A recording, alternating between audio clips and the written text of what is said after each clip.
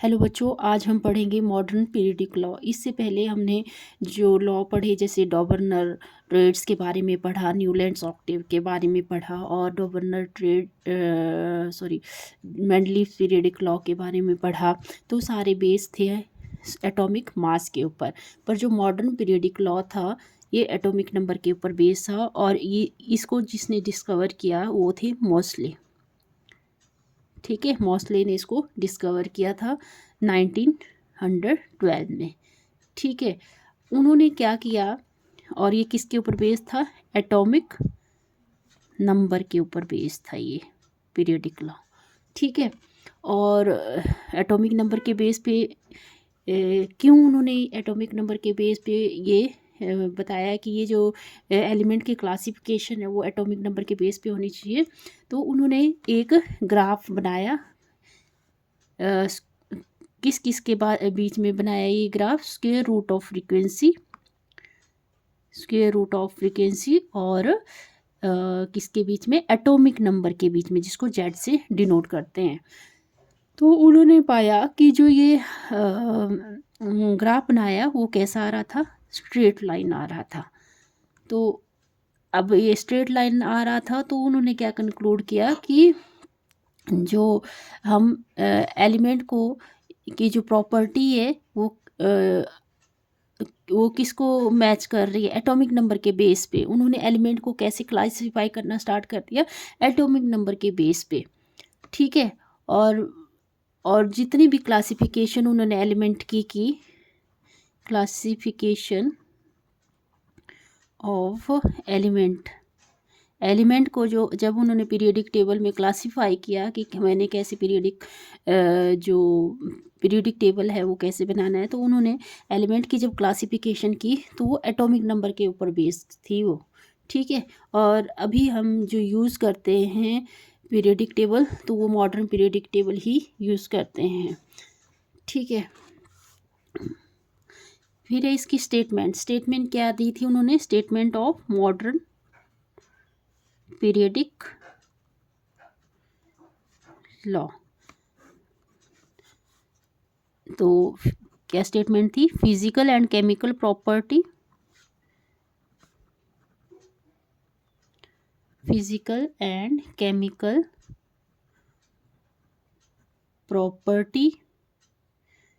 properties of the elements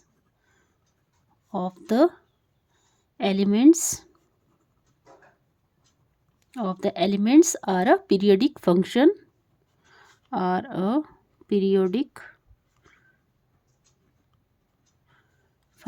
of their atomic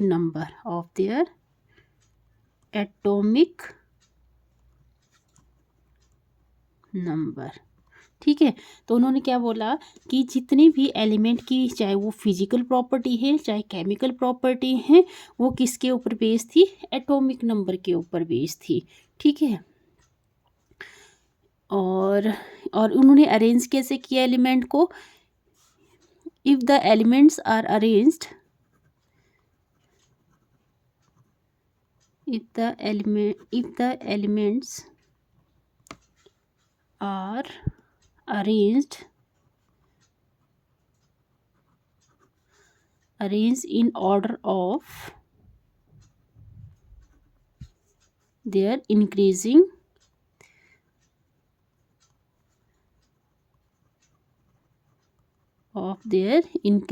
atomic number,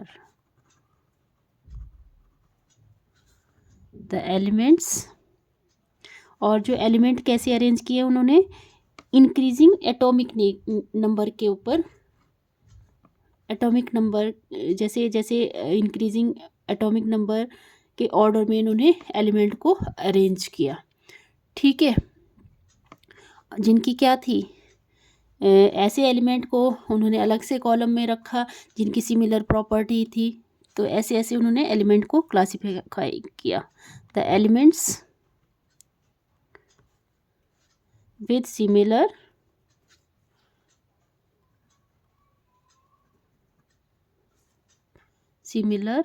properties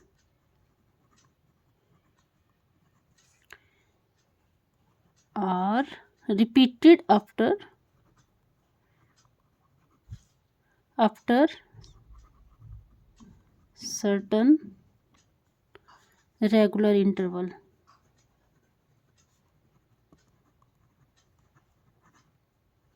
ठीक है, और ये प्रॉपर्टी क्या, एलिमेंट की प्रॉपर्टी कुछ सर्टन इंटरवल के बाद क्या हो रही थी, रिपीट हो रही थी। जैसे न्यूलैंड्स लॉ ऑफ ऑक्टेव था ना, सारे गामा पाधा नी स, तो जैसे जैसे प्रॉपर्टी लास्ट शेल में जैसे जैसे एलिमेंट आते रहे तो वैसे वैसे उन्होंने भी एलिमेंट को अरेंज किया। ठीक है, फिर है cause of periodicity. Cause of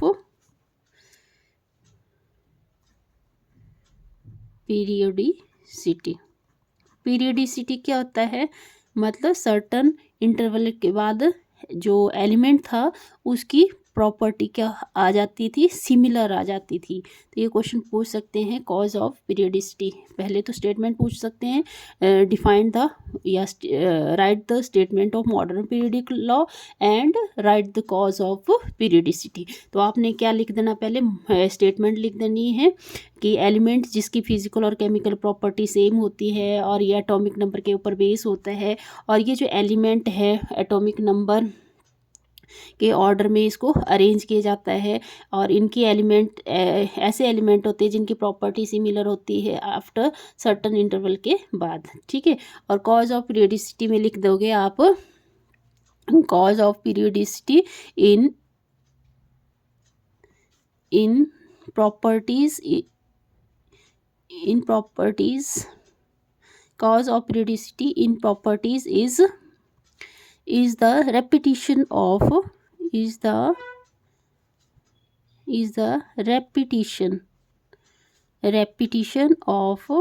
similar outer electronic configuration after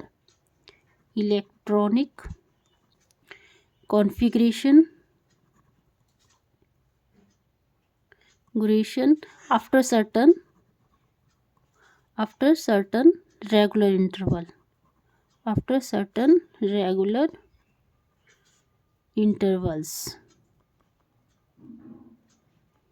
ठीक है, मतलब क्या हो रहा था कि रेगुलर इंटरवल कुछ सर्टन रेगुलर इंटरवल के बाद जो इलेक्ट्रॉनिक कॉन्फ़िगरेशन थी एलिमेंट की वो क्या आ रही थी, रिपीट आ रही थी। जैसे हमें पता है जो हमारा फर्स्ट और हमें ये पता होना चाहिए हमारा जो पीरियोडिक टेबल है मतलब क्या है, ये जो पीरियोडिक टेबल है उसका भी पता होना चाहिए कि कैसे स्ट्रक्चर होती है। तो मैं चलो ये दिखा देती हूँ आपको।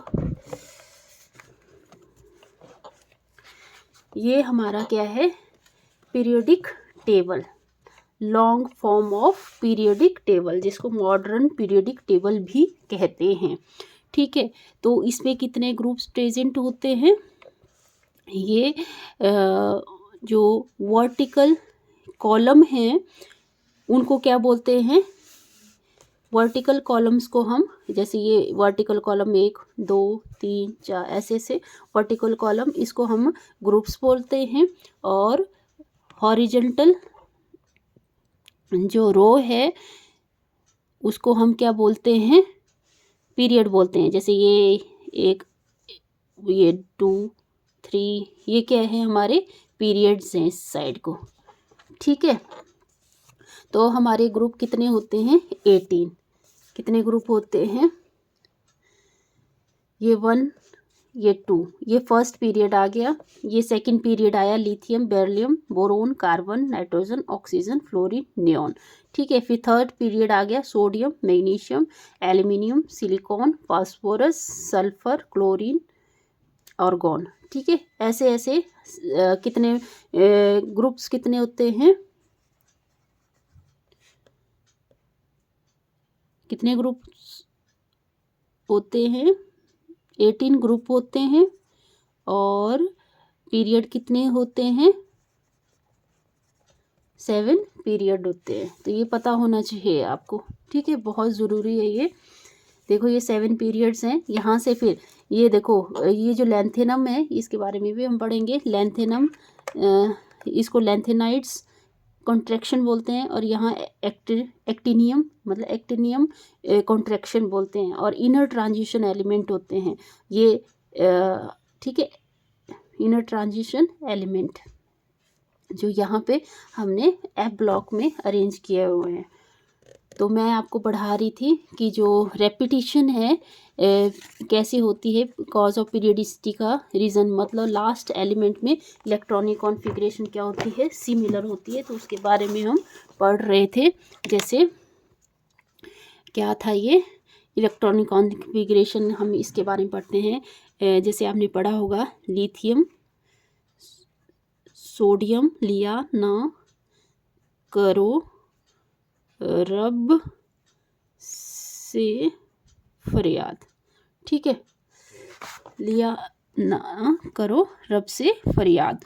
तो लिथियम का एटॉमिक नंबर होता है 3, सोडियम का एटॉमिक नंबर होता है 11, 19, और रेविबियम का एटॉमिक नंबर होता है 37, सीजियम का एटॉमिक नंबर होता है 55, और फ्रेंशियम का एटॉमिक नंबर होता है 87। ठीक है, तो लिथियम का एटॉमिक नंबर कैसे लिखना है हमें, 1 फर्स्ट शेल में कितने इलेक्ट्रॉन होते हैं, 2, 1s2 2s1।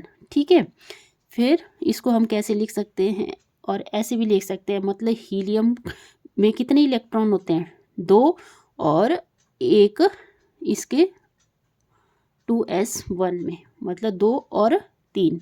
ठीक है, और सोडियम का इलेक्ट्रॉनिक कॉन्फ़िगरेशन कैसे लिख लेंगे, सोडियम मतलब 281 मतलब 8 किस में आ जाएंगे, 8 आ जाएंगे आपके, चलिए ऐसे ही लिख लेते हैं थोड़ी सी, 1s2 2s2 2p6 3s1। ठीक है, और हम कैसे लिख सकते हैं इसको, नियोन मतलब यहाँ तक नियोन कंप्लीट हो गया और ये 3s1 शेल में चला गया। ठीक है, फिर आ गया हमारा पोटेशियम 18 + 1 मतलब आर्गॉन ले लेंगे, और 4s शेल में, मतलब यहाँ पे देखो 2s1 शेल में आ रहा था, 3s1 शेल में आ रहा है, 4s1 शेल में आ रहा है। फिर आगे जो रिबिबियम है वो आ जाएगा आपका क्रिप्टॉन, और ये किस सेल में आ जाएगा, 5s1 में। फिर सीजियम आ जाएगा जीनॉन, और 6s1 शेल में आ जाएगा। ठीक है, और फ्रेंशियम कहाँ आ जाएगा, रेंडॉन, और 7s1। देखो यहाँ पे पीरियडिसिटी क्यों बोला उन्होंने, कॉज ऑफ पीरियडिसिटी मतलब क्या कारण था इसका बोलने का, कि जो ये एलिमेंट थे, ठीक है, वो उनकी जो इलेक्ट्रॉनिक कॉन्फ़िगरेशन थी वो सिमिलर आ रही थी। मतलब देखो यहाँ पे भी 1 है, यहाँ पे भी 1 है, s ऑर्बिटल में 1 है, s। ठीक है, बस शेल क्या हो रहे थे, चेंज हो रहे थे। मतलब ये फर्स्ट शेल में, फिर ये 2s1, यहाँ 3s1 4s1 5s1 6s1 7s1, ऐसे इलेक्ट्रॉनिक कॉन्फ़िगरेशन क्या हो रही थी, लास्ट शेल में एक एक ही इलेक्ट्रॉन रह रहा था। ठीक है, और दूसरा उन्होंने एग्जाम्पल क्या लिया, दूसरा ये फूलों कलियों बहार इंडिया आओ।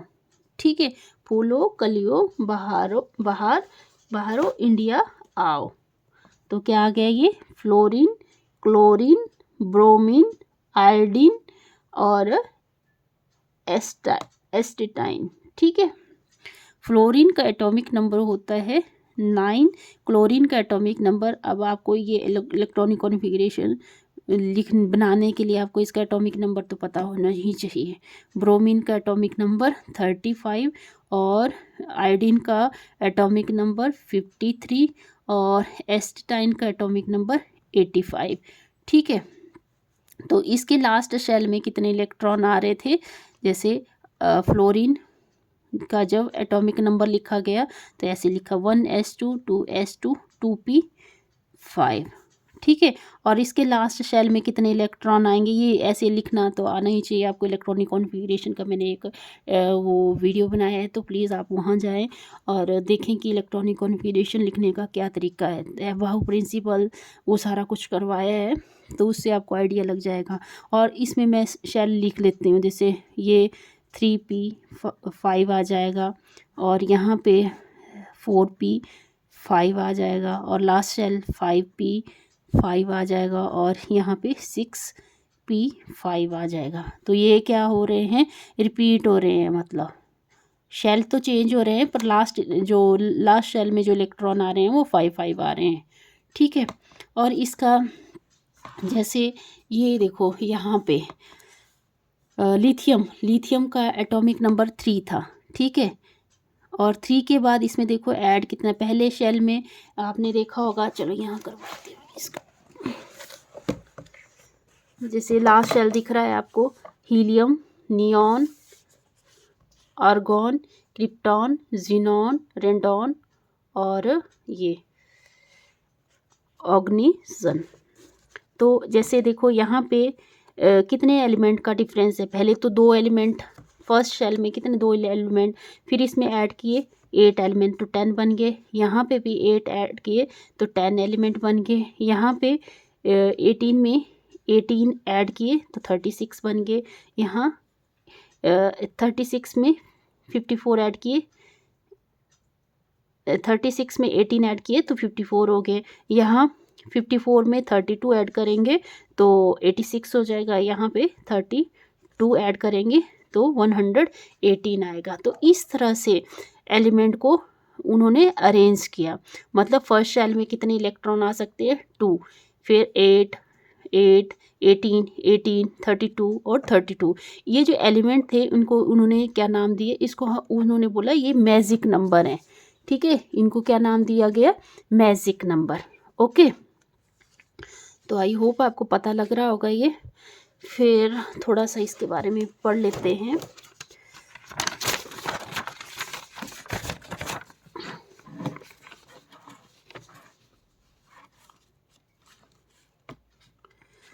कि जो IUPAC नेम थे वो कैसे अरेंज किए गए, ठीक है। IUPAC नोमेनक्लेचर, IUPAC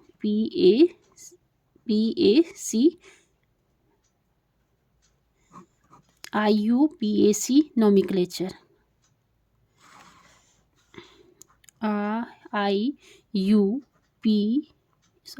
क्या लिखा जाए, PAC नोमेनक्लेचर। अब देखो जैसे ये एलिमेंट डिस्कवर हुए, अब 101 से लेके 114 तक के जो एलिमेंट डिस्कवर हुए, तो अब अलग अलग कंट्रीज़ के जो लोग थे, जैसे अमेरिका के साइंटिस्ट थे और जो सोवियत साइंटिस्ट थे, उन्होंने एक एलिमेंट था जिसके ऊपर वो कर दिया कि क्लेम कर दिया कि ये जो एलिमेंट्स थे ये हमने डिस्कवर किए। वो था Z104 जो एलिमेंट था।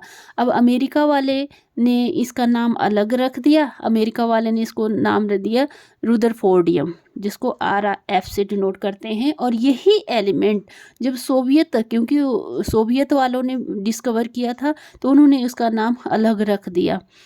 क्या नाम रख दिया, कर्चेटोवियम, मतलब KU, ठीक है। अब ये तो गलत हो गया कि एक ही एलिमेंट है, उसकी सारी प्रॉपर्टी भी सेम है, और इन्होंने नाम अलग अलग दे दिया, क्योंकि अलग अलग कंट्री के अकॉर्डिंग उन्होंने अपना अपना नाम दे दिया। और एक बोलते हैं, अमेरिका वाले बोलते हैं कि हमने डिस्कवर किया ये, और सोवियत वाले बोलते हैं हमने डिस्कवर किया। अब इस डिफ़िकल्टी को कम करने के लिए IUPAC ने एक कमीशन अपॉइंट किया, ठीक है। IUPAC ने क्या करा, एक कमीशन वो करा, अपॉइंट किया, जिसको नाम दिया गया commission on nomenclature of inorganic chemistry, ठीक है। मतलब इसको फुल फॉर्म लिख दी मैंने, क्या फुल फॉर्म दी उन्होंने, commission on nomenclature of inorganic chemistry, कब दिया ये कमीशन, कब अपॉइंट किया ये 1994 को। ठीक है, जब ये अपॉइंट किया गया कमीशन तो उन्होंने कुछ स्टैंडर्ड बना दिया कि जो एलिमेंट हैं उनको कैसे एलिमेंट का नाम देना है। तो उन्होंने अपना जैसे जीरो को बोल दिया उन्होंने कि सारे जीरो को क्या लिखेंगे, नील। ठीक है, और 1 को क्या लिखेंगे, अन्न, और 2 को क्या लिखेंगे, बी। 3 को क्या लिखेंगे, ट्राई। 4 को क्वाड्रेट, 5 को पेंट, और 6 को हेक्स, 7 को हेप्ट, 8 को ऑक्ट, और 9 को इन। ठीक है, अब इसके बाद जो एलिमेंट और बाद में क्या लगा देंगे, इसका सुफिक्स क्या यूज़ कर देंगे, सुफिक्स लगा देंगे IUM। ठीक है, सभी एलिमेंट के साथ। जैसे मैं लिखती हूँ 109 एलिमेंट लिखना है। 109 मतलब जो डिस्कवरी हुई एलिमेंट की, मान लो वो 109 का एलिमेंट है, तो इसको कैसे नाम देना है, तो सारे क्या लिखेंगे, मतलब चाहे किसी भी कंट्री में डिस्कवर हुआ तो IUPAC ने जो ये बोल दिया कि ये ऐसे नाम लिखना है, तो सारी कंट्री क्या करेंगे, अब इस रूल को फॉलो करना पड़ेगा उनको। ठीक है, तो 109 को क्या नाम देंगे, क्या नाम दिया गया इसके अकॉर्डिंग, IUPAC के अकॉर्डिंग। 1 का मतलब होता है अन्न, अन्न, अन्न, अन्न। फिर 0 को नाम दिया नील, नील, और 9 को क्या नाम दिया गया, इन, और स्पिक्स क्या लगाना है, IUM, तो क्या नाम दे दिया, अननीलनियम। ठीक है, तो ऐसे ऐसे उन्होंने एलिमेंट्स को अब नाम, जो IUPAC ने वो कमीशन बना दिया, तो उसके अकॉर्डिंग अब एलिमेंट्स को ऐसे नाम दिए गए। ठीक है, अब जो बाद में भी डिस्कवर होंगे एलिमेंट, इसके अकॉर्डिंग नाम दिए जाएंगे उसको। ठीक है, तो अब तक कितने एलिमेंट डिस्कवर हो चुके हैं, अप्रॉक्स 118 एलिमेंट की डिस्कवरी हो चुकी है। तो आई होप आपको ये वीडियो समझ आया होगा। अगर समझ आया तो प्लीज़ चैनल को सब्सक्राइब करें और ज़्यादा से ज़्यादा शेयर करें। Thank you.